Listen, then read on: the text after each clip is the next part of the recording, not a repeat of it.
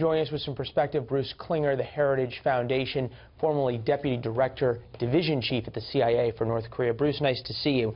B-1 bombers flying up to the DMZ, this THAAD missile test system. THAAD system's also in South Korea. Do North Koreans care about this?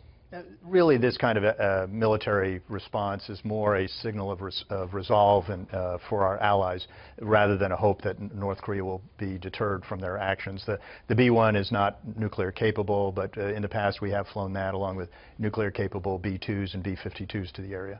All right, so where does this go from here? We just saw the president in Hamburg with the Chinese president, and at one point he seemed just so confident in the Chinese for doing something. That was the chocolate cake summit at Mar-a-Lago. Then we had these tweets where he says basically, oh well, we counted on the Chinese, they didn't do anything, and now he's back sitting at the table hoping they do something.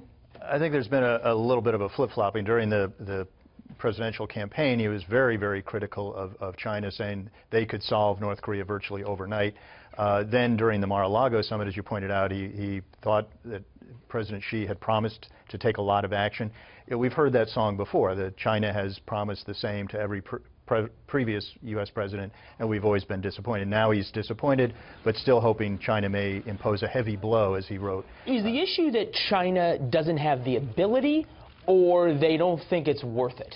It's a bit of both. They clearly have the largest economic engagement with North Korea, but they are also extremely reluctant to impose any pressure because they fear any increase in pressure could cause either an explosion of North Korea lashing out or an implosion of the regime instability or regime collapse. Well, and plus they're not the ones threatened by North Korea's weapons. You've met with the North Koreans, I know, as part of some of the U.S. teams of sort of ex-officials that go over and have the talks, if you will, before the talks. I want to get your thought on this piece from Charles Lane that he wrote.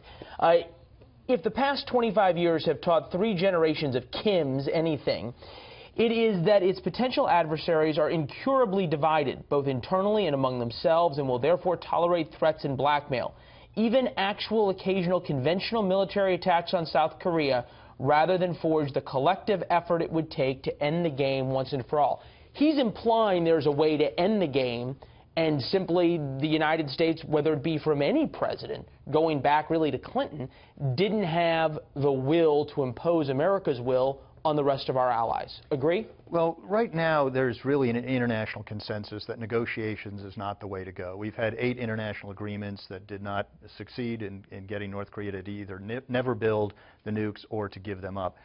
So right now... Wendy Sherman's still holding out hope, but everybody else is where you're at. Right. Well, but especially after last year's nuclear tests, the international consensus is on the need for pressure and targeted financial measures. So we really have been pulling our punches. The UN, the EU, the U.S. did far stronger things on Iran than on North Korea, and the U.S. has pulled its punches even on its unilateral actions. I'm hoping the president's imposition of sanctions on one Chinese bank about 2 weeks ago, I'm hoping that's the first shoe of many to drop. Is it fair to say that if the President of the United States decided the gloves come off, there's a long way between the gloves coming off and war? There's a lot more options that we have than we've used so far? I believe so, and I think we need to pursue those rather than jumping into a preventative attack.